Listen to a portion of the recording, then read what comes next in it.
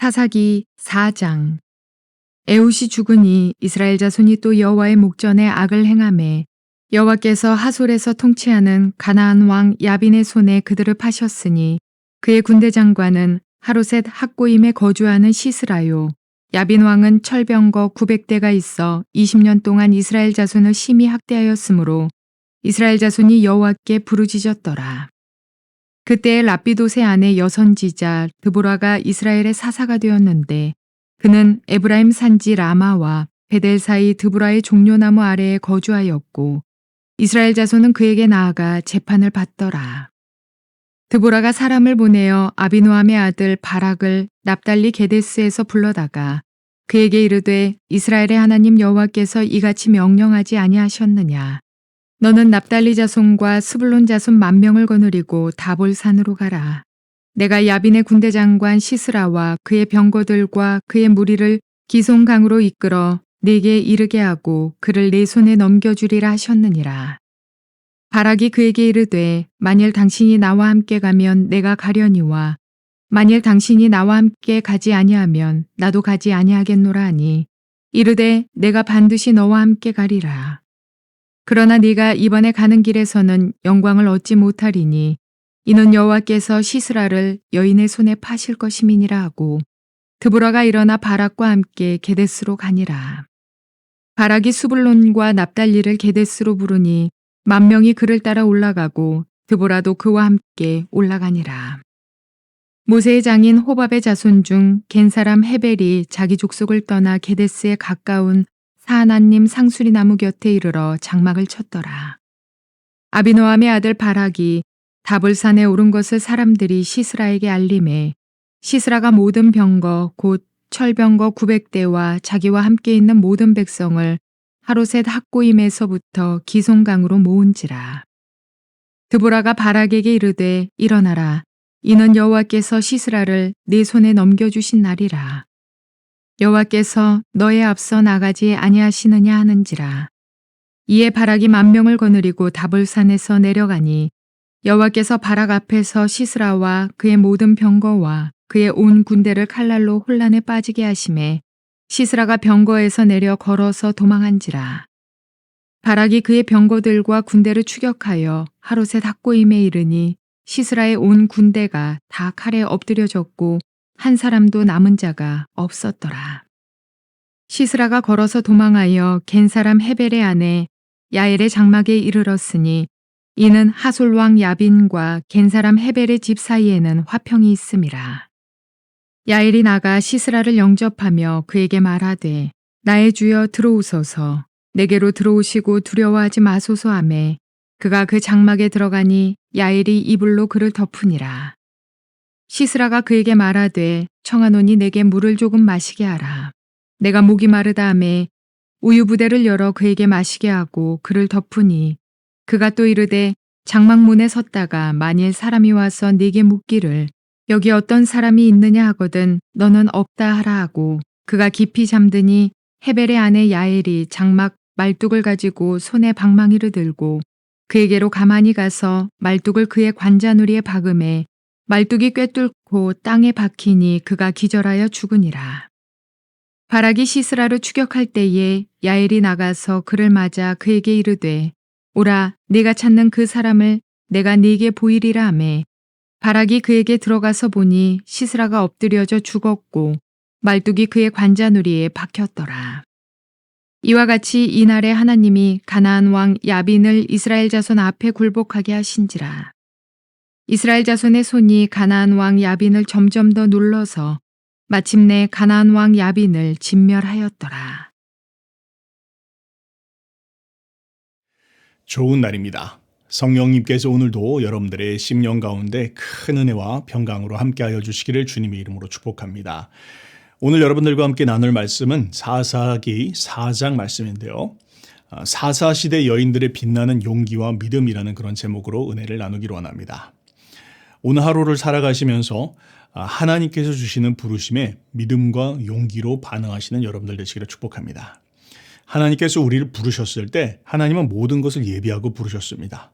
무엇이 필요한지 또 무엇이 필요하지 않은지, 내가 지금 준비가 됐는지 준비가 되지 않았는지 그 모든 판단은 하나님께서 하시는 것입니다. 하나님이 다 알고 부르시는 것입니다. 때문에 우리는 하나님께서 나를 부르셨다 했을 때 그것에 대해서 믿음으로, 용기로 반응해야 합니다.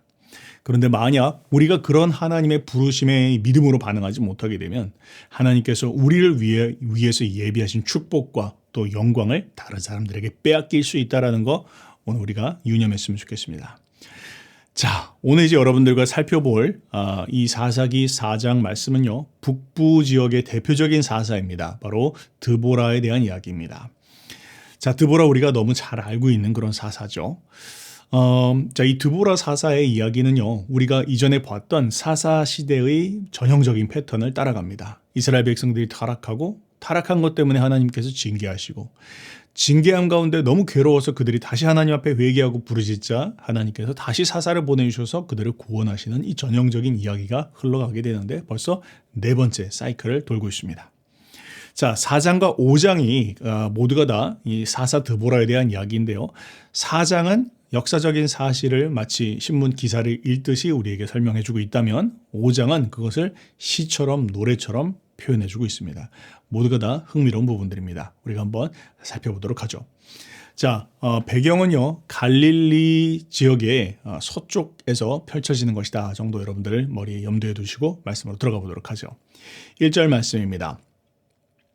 에훗이 죽으니 이스라엘 자손이 또 여호와의 목전에 악을 행하매 여호와께서 하솔에서 통치하는 가나안 왕 야빈의 손에 그들을 파셨으니 그의 군대 장관은 하로셋 학고임에 거주하는 시스라요. 야빈 왕은 철병거 900대가 있어 20년 동안 이스라엘 자손은 심히 학대하였으므로 이스라엘 자손이 여호와께 부르짖었더라 이렇게 이야기하고 있습니다. 이 전의 사사인 사사 에훗이 죽었습니다. 그리고 죽고 났더니 다시 이스라엘 백성들이 여호와의 목전에 악을 행했다라는 것입니다. 여러분 참 안타깝고 또 아이러니하지 않습니까? 왜 우리는 이렇게 잘 깨닫지를 못하는 걸까요? 왜 우리는 이것을 잘 기억하지 못하는 걸까요? 하나님께서 우리의 삶 가운데서 가르치신 것이 있고 또 삶의 쓰라린 경험을 통해서 정말로 우리가 바르게 살아야 된다는 것을 또 하나님 기뻐하시는 것이 무엇인지 하나님이 기뻐하시지 않는 것이 무엇인지를 말씀해 주셨음에도 사람들은 참 망각하는 것 같습니다. 그리고 또한 우리는 우리 세대에 경험한 것들을 우리는 다음 세대에게 마땅히 가르쳐야 할 것입니다. 그런데 이스라엘 백성들 뿐만 아니라 우리도 포함해서 우리는 우리의 삶에 경험한 선한 것들과 혹은 악한 것들, 좋은 경험들과 혹은 실패한 경험들까지를 우리 다음 세대에게 가르쳐줘야 할 필요가 있습니다. 그렇게 신앙을 전수해 줘야 한다는 것이죠. 그런데 지금 보니까 이 이스라엘 백성들도 참 그 신앙의 전수가 이루어지지 않은 것 같습니다.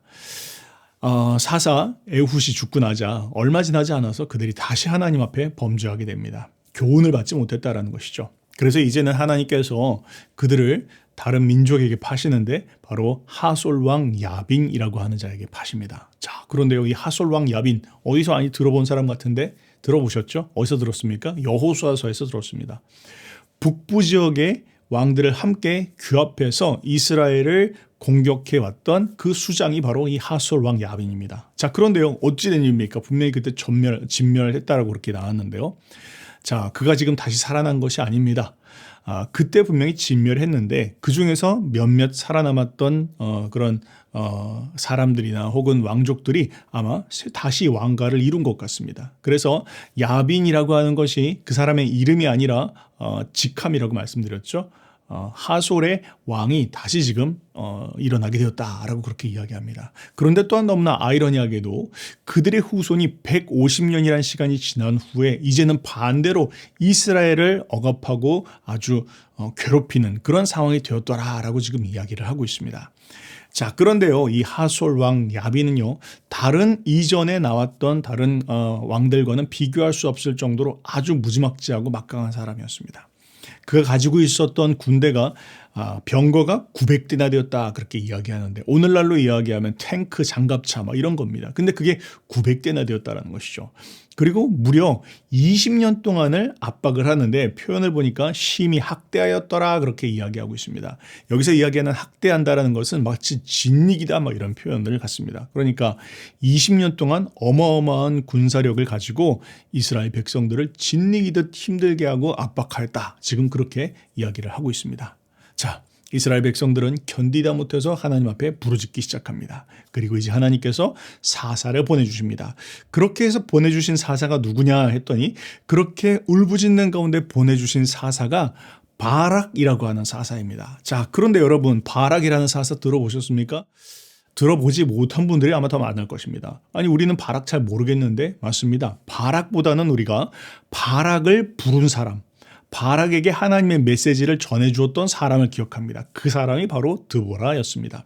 자, 그러니까 이 드보라는요, 이미 사사로 부름을 받아서 사역을 하고 있었습니다. 그런 가운데서 하나님께서 바락이라고 하는 다른 사사를 부르신 것입니다. 자, 4절 말씀을 한번 보도록 하죠. 그때 랍비돗의 아내 여선지자 드보라가 이스라엘의 사사가 되었는데 그렇게 이야기하고 있습니다. 그러니까 랍비돗이라고 하는 남자의 사람의 아내로 여선지자 드보라가 이스라엘의 사사가 되었다 그렇게 이야기하죠. 그런데요, 이건 사실 굉장히 이례적인 것입니다. 당시 고대 근동의 풍습에 의하면 여성은 일종의 재산처럼 여겨졌습니다. 그리고 심지어는 사람을 카운트할 때에도 여성은 카운트하지 않을 정도였습니다. 그럴 정도로 오늘날과는 비교할 수 없을 정도로 여성의 신분과 이런 것들이 아주 비참한 그런 상황이었는데 근데 지금 여자로서 선지자가 등장하였고 또 사사로서 사역을 하게 되었다는 것이죠. 이건 굉장히 특별하고 예외적인 것입니다. 자, 그런데요. 우리는 여기에서 한 가지 생각해 볼 수 있는 점이 있습니다. 이 일을 통해서 우리가 비춰볼 수 있는 당시의 사회상이 있는데 그때 사회상이 어땠을까요? 이렇게 여성이 또한 어떤 한 가정의 그냥 아내로서 가정주부인 사람이 그런 사사로서 쓰임받을 수밖에 없었던 상황이 되었다는 것이죠. 그러니까 누구 하나 변변치 않은 남자가 없었다라는 것이죠. 남자들 가운데서 사사로서 사역할 만한 사람이 없었고 주님 보시기에 뽑을 만한 사람이 없었던 시기였다라는 것을 우리는 또한 알 수가 있습니다. 자, 그렇게 당시의 상황이 너무나 참 처참한 상황이었고 또 별 볼 일 있는 남자가 한 명도 없는 뭐 그런 상황 가운데서 드보라가 이제 사사로 사역을 하게 됐는데요. 드보라가 했었던 일들이 사사였는데 사사는 무엇이었다고요? 재판장과 같은 그런 역할을 했다는 거 여러분 기억하시죠? 5절 말씀 한번 읽어봅시다. 그는 에브라임 산지 라마와 베델 사이 드보라의 종려나무 아래에 거주하였고 이스라엘 자손은 그에게 나아가 재판을 받았더라 그렇게 이야기하고 있습니다. 자, 드보라의 종려나무라고 하는 간판이 달려 있었지는 않겠지만 그럴 정도로 사람들에게 드보라의 종려나무로 가자라고 이야기하면 법원 가자 뭐 거의 이런 정도의 수준으로 당시 사람들에게 알려졌을 정도로 드보라는 아주 활발하게 재판을 하였습니다. 자, 그런데요. 재판을 하는 이 드보라의 이름이 굉장히 특별합니다. 드보라라는 뜻이 무엇이냐면요. 꿀벌이라는 그런 뜻입니다. 그러니까 이 드보라가 하고 있었던 이 판결이 사람들에게 있어서는 굉장히 꿀처럼 달았다라는 것이죠. 아주 어두운 시기였습니다. 진리가 무엇인지 비진리가 무엇인지 모르고 또 사람들이 핍박 가운데서 참 괴로워하고 있을 때 그때 옳고 그름을 판별해 줄 수 있는 사람으로서 이 드보라를 사람들이 찾아갔다라는 것이죠. 드보라는 사사로서 또한 그는 선지자로서 살았다 그렇게 이야기하는데요. 여러분 선지자가 뭐라고 얘기했죠? 예언자, 선지자가 그냥 미래에 있는 이야기들을 이야기하는 점쟁이가 아닙니다. 선지자, 예언자는 누구입니까? 하나님의 말씀을 뿌리로 하여서 또 이스라엘 역사를 뿌리로 두어서 오늘 우리가 서 있는 위치가 어디 있는지를 이야기해 주는 사람입니다. 우리가 그 하나님의 기준에 합하여 가고 있는지 혹은 그 하나님의 기준에 합하지 아니한지를 설명해 줄 수 있는, 분별해 줄 수 있는 사람이 바로 예언자요 선지자입니다. 그러니까 당연히 재판장으로서의 어떤 기능을 하게 되겠죠. 지금 옳은 것을 하고 있다, 그른 것을 하고 있다 판결해 줄 수 있는 것이다 라는 것이죠. 자, 그런 가운데에서 이제 이 드보라가 부름을 받았는데요. 자, 그러나 육체적인 한계는 분명히 있었던 것 같습니다. 드보라는 여인이었습니다. 연약한 여인이었죠. 때문에 하나님께서 이제 이 하솔 왕 야빈 그리고 또한 그 군대 장관 시스라 이 군대 장관 시스라는요, 하솔 왕 야빈의 마치 오른팔과 같은 사람이고 아마 실세였던 것 같습니다. 하솔 왕 야빈은 별로 등장하지 않고 이 시스라라는 사람이 등장하는데요. 이 시스라와 900대의 병거 그리고 그의 군대를 물리치기 위해서는 여성의 힘으로는 그 일들이 가능하지 않았던 것 같습니다. 그래서 이 드보라가 근심하면서 나라를 위해서 기도하고 하나님 앞에 중보하면서 기도할 때 하나님께서는 드보라에게 말씀하시기를 남성 사사를 세워라 그렇게 아마 말씀을 하셨던 것 같습니다. 그리고 이야기하기를 네가 직접 군대를 이끌고 전쟁에 참여할 수는 없으니까 바락이라고 하는 자가 있으니 그를 세워서 사사로 세우라 그렇게 이야기를 하십니다. 그것이 바로 이 드보라라는 여자 사사가 있는데 동시에 바락이라고 하는 사사가 함께 사역을 하고 있는 이유입니다. 자, 6절부터 7절 말씀 한번 읽어보죠. 드보라가 사람을 보내어 아비노함의 아들 바락을 납달리 게데스에서 불러다가 그에게 이르되 이스라엘의 하나님 여호와께서 이같이 명령하지 아니하셨느냐? 너는 납달리 자손과 스불론 자손 10,000명을 거느리고 다볼산으로 가라. 내가 야빈의 군대 장관 시스라와 그의 병거들과 그의 무리를 기손강으로 이끌어 내게 이르게 하고 그를 내 손에 넘겨주리라 하셨느니라 그렇게 이야기하고 있습니다. 자, 뭘 이야기한 것입니까? 하나님께서 드보라를 통해서 지금 바락에게 말씀하십니다. 뭘 이야기하셨습니까? 바락아, 네가 지금 해야 될 일이 있는데 바로 납달리 지파와 스불론 지파 사이에서 10,000명의 사람들을 뽑아다가 그들을 다볼산 위로 올려놓아라. 그리고 그 다볼산 위에서 진을 치고 기다리고 있어라. 그것만 하면 된다. 그러면 내가 시스라와 그의 철병거 군대를 이끌고 기송강가로 올 거다. 그러면 거기서 내가 그들을 너희 손에 붙일 것이다. 여러분 어떠십니까? 어려울까요? 쉬울까요? 사실은요, 군대의 명령치고는 너무 쉬운 것이죠. 그냥 모병에다가 다볼산 위에다 얹어놓고 진만 치고 있으면 하나님께서 하나님의 때에 저들을 불러오시고 기송강이라는 곳에서 그냥 붙여주실 것이다. 정말로 별로 어렵지 않은 그런 임무를 맡기십니다. 자, 너무 쉬운 그런 임무인데요. 그런데 참 신기합니다. 바락은요, 이 일을 통해서 큰 영광을 사실은 얻을 수 있었습니다. 만약 바락이 이 일을 위해서 이 일을 통해서 영광을 얻었다면 우리는 오늘날 드보라라는 이름은 기억하지 않고 바락이라는 이름만 기억할 겁니다. 근데 우리는 바락이라는 이름 모르지 않습니까? 바락 오바마는 기억하지만 이 사사는 기억하지 못하는 것이죠. 자, 그런데요, 이 바락의 반응이 영 신통치가 않습니다. 8절 말씀에 보니까 이렇게 기록하고 있습니다.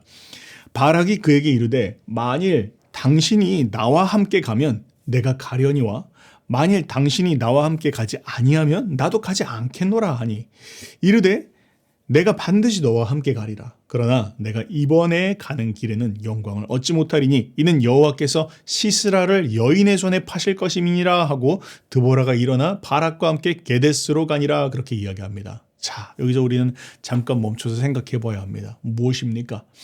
바락은요, 드보라를 통해서 말씀하신 하나님의 부르심에 전폭적으로 신뢰하면서 따라갔어야 했습니다. 이유는 무엇입니까? 하나님께서 바락을 부르셨을 때 나를 부르셨다면 내가 무엇을 갖고 있는지 갖고 있지 않는지, 내가 뭘 알고 있는지 알고 있지 않는지, 내가 무슨 능력이 있는지 없는지 그거 다 알고 나를 부르셨다. 하나님께서 내가 준비가 됐는지 안 됐는지를 판단하시는 건 그분의 몫이고 주님이 나를 부르셨다면 나는 그 일에 전적으로 헌신할 것이다. 이 마음을 하나님이 요구하신 것이죠. 만약 그 마음으로 나갔다면 바락은 하나님의 대단한 영광을 경험했을 것입니다. 자, 그런데요, 바락의 마음 가운데 무엇이 있었습니까? 불신이 있었습니다. 염려가 있었습니다. 상당히 포장으로 봤을 때에는 겸손으로 표장이 돼 있어요. 그런데 그 안에는 불신이 있었고 하나님을 향한 신뢰하지 못하는 그런 마음이 있었다라는 것을 지금 이야기하고 있습니다. 그러니까 지금 이렇게 이야기하는 거예요. 드보라, 당신이 나와 함께 가겠다라고 하면 내가 가지만 당신 안 가면 나도 안 갈 것입니다. 이렇게 지금 이야기를 한 것이죠. 그러나 우리가 또한 당시의 상황을 이해하지 못하는 건 아닙니다. 지금 상대는 누굽니까? 하솔 왕 야빈이고 그의 군대 장관 시스라입니다.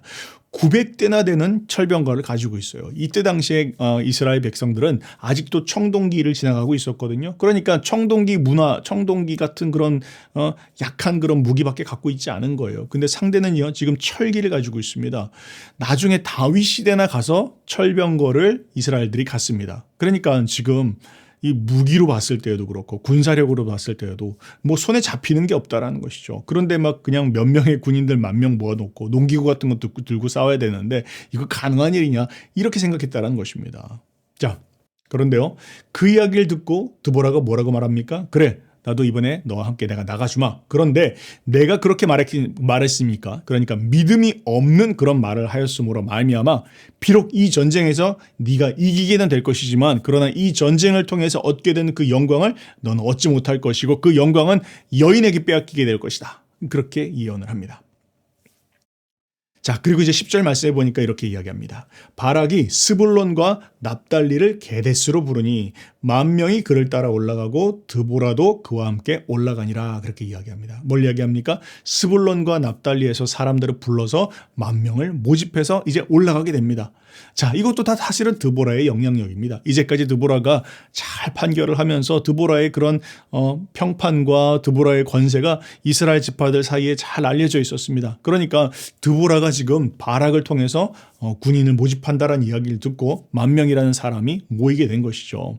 하나님께서 사실은 너무나 쉽게 일을 할 수 있도록 상황과 환경을 만들어 주신 것입니다. 그런데 안타깝게도 이 바락은 기회를 놓치고 맙니다. 12절 말씀, 13절 말씀 한번 봅시다. 아비노암의 아들 바락이 다볼산에 오른 것을 사람들이 시스라에게 알림해. 그렇게 이야기하고 있습니다. 자, 바락이 다볼산에다가 이 스불론 지파와 또한 납달리 지파에서 사람들 10,000명을 불러 모았습니다 라는 이야기를 어떤 사람들이 이제 쪼로록 가서 시스라에게 그것을 이야기를 한 것이죠.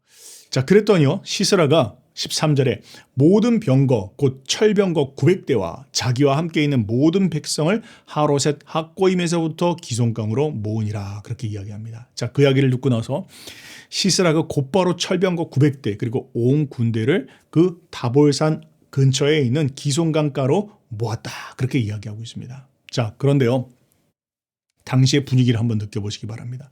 다볼산 위에 지금 있는 바락은 어떤 상태입니까? 완전히 넋이 나간 상태입니다. 왜요? 저 다볼산 위에서 아래를 내려다보고 있는데 거기에는 지금 900대의 철병거, 그러니까 말까지 하면 한 1,000마리 넘는 그 말들이 말발굽 소리와 막 철병거 소리와 군인들의 함성 소리와 막 이런 것이 밑에서 자그마하게 지금 올라오고 있습니다. 또 그런 그 군대의 사기가 정말 말할 수가 없는 그런 상황입니다. 근데 지금 우리는 어떤 상황입니까? 우리는 전쟁을 위해서 준비가 안 돼 있는 상황입니다. 무기들 가지고 있지만 대단한 것도 아닙니다. 변변치 않은 농기구들 같은 그런 거 갖고 나왔을 거예요. 그러니까 지금 어안이 벙벙한 그런 상황 가운데 있습니다. 그런데요, 만약 지금 철병거는 사실은요, 병거라고 하는 건 평지에서 쓰는 것입니다. 산 위를 타고 올라갈 수는 없어요. 그러니까 지금 저들이 산 위로 올라오진 않는데 만약 산 밑으로 내려가기만 한다면 당장에 득달같이 달려와서 아주 전멸을 시킬 것입니다. 그런 상황 가운데 처해 있다는 것이죠. 자, 그렇게 해서 완전히 넋이 나가 있으니까 14절에 드보라가 이렇게 이야기합니다. 드보라가 바락에게 이르되 일어나라. 얼마나 참 대단한 이야기입니까? 아마 정말 열이 빠져 있고 정신이 반쯤 나가 있으니까 정신을 차려라. 그리고 네가 일어나라. 네가 지금 이렇게 이야기합니다. 이는 여호와께서 시스라를 내 손에 넘겨준 날이라. 여호와께서 너의 앞에 나가지 아니하시느냐. 그렇게 이야기합니다. 그러니까 드보라는 지금 영안이 열려 있는 거예요. 하나님께서 어떻게 일하시는지를 보고 있는 것입니다. 하나님께서 그 앞에 나가서 싸우고 있는데 완전히 영적으로 까마득하고 믿음이 없는 바락은 그 하나님께서 일하고 있다는 걸 못 보고 있습니다. 그냥 눈앞에 있는 현실을 보고선 완전히 얼어붙어 있는 상태예요. 그런데 드보라가 그렇게 이야기하니까 그제서야 이제 깨어나기 시작합니다. 그리고는 이야기합니다. 이에 바락이 10,000명을 거느리고 다볼산에서 내려가니 15절에 여호와께서 바락 앞에서 시스라와 그의 모든 병거와 그의 온 군대를 칼날로 혼란에 빠지게 하심에 그렇게 이야기합니다. 자, 이런 겁니다. 다볼산에서 이제 밑으로 내려갔습니다. 덜덜덜덜 떨면서 내려갔겠죠. 그런데요, 여기서 생각해 봐야 될 부분들이 있습니다. 지금 이 전쟁이 펼쳐지고 있는 다볼산 아래의 그 다볼 평양이요, 아주 특별한 그런 땅입니다. 이 지역은요, 땅을 한 100m 파고 들어가도 돌멩이 하나 안 나오는 아주 뭐랄까 퇴적층이나 이런 걸로 되어져 있는 부드러운 땅이라는 것이죠. 평상시에는 비가 안 오면 그냥 딱딱한 땅처럼 보이지만 만약 비가 조금 내리기 시작하면 거기에 이제 강이 흘러가기 시작합니다. 여러분 이스라엘이나 요르단이나 이런 곳 사막 지역에서 흘러가는 강을 뭐라고 부르죠? 그걸 우리는 건천이라고 부릅니다. 또 그 지역의 표현으로는 와디라고 부르는데요. 이 건천은요, 그냥 우리나라 한강처럼 뭐가 이렇게 크게 흘러가는 것이 아닙니다. 이게 굽이치기도 하고 실핏줄처럼 막 갈라지기도 하고 여기로 흘렀다가 또 내일은 저기로 흘렀다가 막 이런 형태의 강이 흘러간다는 거예요. 그런데 지금 위에서 이스라엘 군이 다볼산에서 내려왔는데, 그리고 저쪽에서는 시스라의 철병거가 몰려오기 시작했는데, 이때 하나님께서 개입을 하기 시작했다는 것입니다. 자, 어떻게 개입하셨을까요? 사사기 5장을 보면 하나님이 개입하셨을 때 비와 번개로 개입을 하셨다, 그렇게 이야기합니다. 그러니까 지금 철병거들이 막 우르르 몰려오기 시작하는데 하늘에서 갑자기 비가 내리기 시작하는 거예요. 비가 내리면 어떻게 되죠? 금방 물이 불어나기 시작하고 그 땅이 젖기 시작하는데 강이 여기저기서 흘러가기 시작하고 그 퇴적층 땅이 마치 오늘날 우리에게로 이해하면 우리나라 논 같은 그런 상태로 바뀌게 되는 것입니다. 그냥 발을 조금만 내디뎌도 푹푹 빠지는 그런 상황이 된 것입니다. 육중한 그런 철병거를 가지고 말과 함께 달리는데 그 말 말고 밑에도 그냥 쇠로 해서 그런 것들이 달려 있을 거 아니에요. 그러니까 이것이 달려가다 말고 조금씩 깔아앉기 시작하더니 이제는 질퍽질퍽하고 이제는 그냥 빠져나올 수 없는 그런 상황 가운데 이르게 되었더라라는 것입니다. 위에서는 번개가 치고 막 비가 내리고, 그리고 밑에서는 막 진흙이 뻘이 돼가지고 발을 뺄 수가 없는 그런 상황 가운데 완전히 되었습니다. 자, 근데 이때 등장하는 사람들이 있습니다. 바로 이스라엘 사람들입니다. 이 사람들은 뭐 가지고 있어요? 변변치 않은 것 가지고 있습니다. 농기구 같은 거 딸랑 들고 나왔습니다. 몸에도 무슨 장신구 같은 것도 없잖아요. 그러니까 그냥 그 위에 걸어가도 빠질 게 없는 것입니다. 그렇게 해서 그렇게 빠져있는 시스라의 군대를 쳐서 이겼다, 그렇게 이야기하는 것입니다. 너무 놀랍지 않습니까? 자, 여기서 우리는 참 생각해 봐야 될 부분들이 있습니다. 무엇입니까? 하나님께서 우리를 부르셨을 때 하나님은 우리가 생각하지 못한 방법으로 우리에게 승리를 주시는 분이시다라는 것입니다. 하나님은요, 우리가 준비가 됐는지 안 됐는지 그거 하나님이 알고 계십니다. 그리고 하나님은 하나님의 방법이 있으십니다. 하나님께서 예비하신 하나님의 방법이 있습니다. 우리가 아무리 불가능해라고 우리 눈에 이야기한다 할지라도 하나님 보시기에는 가능하시기 때문에 주님께서 우리를 부르셨다는 것입니다. 사랑하는 여러분, 오늘 우리에게 맡겨진 귀한 사명들이 있습니다. 왕의 대로에서 교회를 개척해야 되는 사명들이 있고, 또한 각 도시들마다 각 주마다 하나님의 교회를 세우고 제자들을 일으켜야 되는 그런 사명들이 있습니다. 이 세상의 일들이 너무나 커 보이는 그런 상황 가운데 있을 수도 있습니다. 그러나 여러분, 우리 꼭 기억합시다. 하나님은 예비하셨습니다. 하나님께서는 우리에게 승리를 줄 수 있는 하나님의 방법을 예비하시고 우리를 부르셨다는 것 여러분 꼭 기억하시기 바랍니다. 믿음으로 반응하면서 한 걸음을 떼어 나가면 하나님 반드시 승리를 주시는 분이시다, 꼭 믿으시기 바랍니다. 자, 15절 하반절에 이렇게 이야기합니다. 시스라가 병거에서 내려 걸어서 도망간지라. 그렇죠. 병거를 끌고 갈 수가 없는 상황입니다. 병거에 타고 있으면 죽는걸요. 그렇게 도망을 갑니다.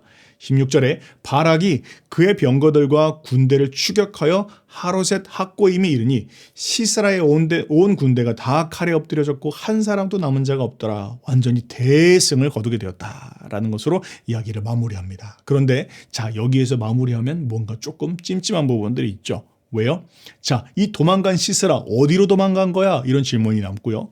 그리고 또한 바락에게 하나님께서 예언하시기를 네가 이 전쟁에서는 영광을 얻지 못할 것이다. 그리고 그 영광은 여인에게로 돌아갈 것이다 했는데 그 여인 도대체 누구냐라는 그런 질문이 남습니다. 자, 그게 바로 17절부터 24절까지에 나옵니다. 11절을 제가 안 읽었었는데 11절과 17절을 한번 같이 읽어보도록 하죠. 모세의 장인 호밥의 자손 중 겐 사람 헤벨이 자기 족속을 떠나 게데스에 가까운 시아나님 상수리 나무 곁에 이르러 장막을 쳤더라. 느닷없이 모세의 장인 호밥의 자손들 겐 족속이 지금 등장을 합니다. 왜 등장하는지 한번 봅시다. 17절 말씀에도 시스라가 걸어서 도망하여 겐 사람 헤벨의 아내 야엘의 장막에 이르렀으니 이는 하솔 왕 야빈과 겐 사람 헤벨 집 사이에는 화평이 있음이니라 그렇게 이야기하고 있습니다. 자, 이것입니다. 겐 족속은 누구냐면요. 모세의 장인인 이도로가 속해 있는 족속이 바로 겐 족속입니다. 이스라엘하고는 사이가 굉장히 좋습니다. 사사기 1장에서도 보면 그 겐 족속들이 여리고성 근처에 있다가 나중에 아랏에 와서 정착했다 그렇게 이야기를 하고 있어요. 그러니까 굉장히 사이가 사실은 좋습니다. 그런데 그 중에서 뭔가 돌연변이 같은 이 헤벨이라는 사람이 자기 종족을 떠나서 게데스 부근 북쪽까지 올라와서 게데스 부근 어디 근처에 장막을 치고 혼자 살았다라는 것이죠. 좀 유별난 사람이었어요. 자, 그런데요. 그가 그냥 혼자 살 뿐만 아니라 이스라엘의 원수인 하솔 왕 야빈과는 평화 조약을 맺었다라는 것이죠. 어떤 개인적인 친분이 있었다라는 것입니다. 자, 그런데요. 그런 반면에 그 헤벨이라고 하는 사람의 아내인 야엘이 지금 주목을 받고 있습니다. 이 야엘은요. 남편과는 다르게 여호와 하나님을 향한 신앙을 붙잡기를 원했던 여인이었습니다. 그리고 그 하나님의 축복 안에 머물러 있기를 사모했던 여인이었습니다. 자, 그런데 바로 그 집에 이 시스라가 도망가다가 그 집에 들어갔다라는 것입니다. 아마 하솔 왕 야빈과 친분이 있다는 것을 알고 그 집으로 도망가면 살 수 있다라고 생각을 했겠죠. 그래서 18절에 보니까 야엘이 나가 시스라를 영접하며 그에게 말하되 나의 주여 들어오소서 내게로 들어오시고 두려워하지 마소서 하며 그가 그 장막에 들어가니 야엘이 이불로 그를 덮으니라. 자, 얼마나 피곤했을까요? 전쟁터에서 지금 도망온 건데 죽기 살기로 도망했으니까 완전 거의 탈진 상태로 왔을 것입니다. 자, 그런데요. 그런 그가 이제 그 집에 들어와서 물을 좀 달라고 합니다. 그랬더니 이 야엘이 물 대신에 가죽 부대를 열어서 잘 숙성된 우유를 따라서 마시게 했다. 그렇게 이야기합니다. 그리고는 이불을 덮어주고 잠을 재웠다. 그렇게 성경이 이야기하고 있습니다. 여러분 피곤할 때 우유 마시면 어떻게 됩니까? 잠자기 전에 우유 마시면 잠이 더 잘 오게 되죠. 지금 물 달라고 그랬는데 우유를 주었어요. 그리고 아주 깊은 잠을 재웁니다. 더군다나 전쟁을 마치고 왔으니까 얼마나 지금 피곤하겠습니까? 완전히 깊이 골아 떨어졌을 것입니다. 자, 그런데요. 이렇게 시스라가 깊이 잠이 들었을 때 이 여인이 무엇을 하냐면 장막에 있는 말뚝을 뽑아다가 한 손은 장막 말뚝을 잡고 한 손은 방망이를 잡고 그 시스라의 관자놀이에다 박고 그것을 내리쳤다라는 것입니다. 그랬더니 얼마나 강하게 내리쳤는지 한 번에 그것이 그 관자놀이를 뚫고 그 골을 뚫고 그게 땅에 박혔다 그렇게 이야기하고 있습니다. 좀 잔인한 표현입니다. 그런데 여러분 이 여인이 어떤 여인입니까? 유목민들이에요. 근데 여러분들 유목민들 아십니까? 유목민들은요. 장막 치고 피고 하는 게 하루에도 12번씩 하는 사람들이에요. 말뚝 박는 건 문제도 아닙니다. 한 방에 그냥 깊이 박는 거 그 사람들의 문화입니다. 그러니까 그냥 그 머리에다가 말뚝 박는 건 문제도 아니었다라는 것이죠. 그렇게 해서 지금 이 사람이 죽었습니다. 이 나중에 5장에 보면요. 이 사람이 죽을 때 마치 온몸이 막 전기가 들린 것처럼 죽었다라고 잔인한 표현이 5장에 또 나오기도 합니다. 자, 뭘 얘기합니까?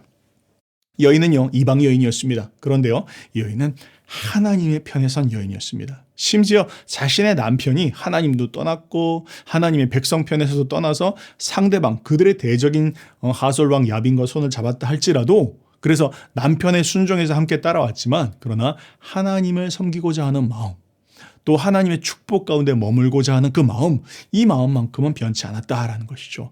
그러니까 이런 기회가 찾아왔을 때 그 기회를 놓치지 않고 용기 있게 하나님 앞에 헌신하였다라는 것을 지금 이야기하고 있는 것입니다.